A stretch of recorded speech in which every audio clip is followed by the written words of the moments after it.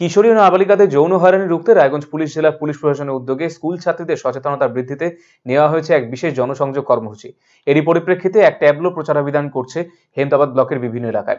উল্লেখ্য, ইতিমধ্যে হেমতাবাদ থানা পুলিশের পক্ষ থেকে ব্লকের বিভিন্ন এলাকায় নানা সামাজিক ব্যাধি দূরীকরণে নেওয়া হয়েছে বিশেষ জনসংযোগ কর্মসূচি।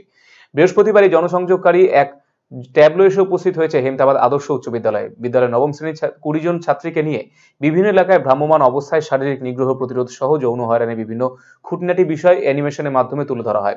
রায়গঞ্জ মহিলা থানা আইসি ডিকি লামা ভুটিয়া, হেমতাবাদ থানা আইসি অভিজিৎ দত্ত, স্কুলের প্রধান শিক্ষক নীলমণি সরকার সহ অন্যান্যরা উপস্থিত ছিলেন এই দিনের কর্মসূচিতে।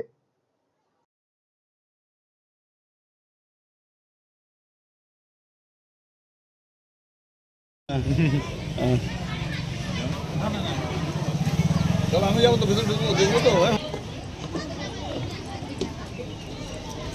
ওদের কি এখনো মাস্কের ইয়ে করে আছে? না মাস্ক না, যারা ইচ্ছে করে পরে আসা আসবে।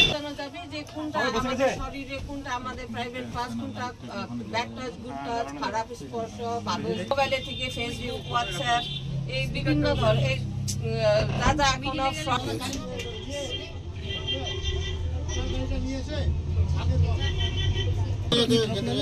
আমার সাথে খেলার জন্য তাদের কোনো বাচ্চা থাকতো,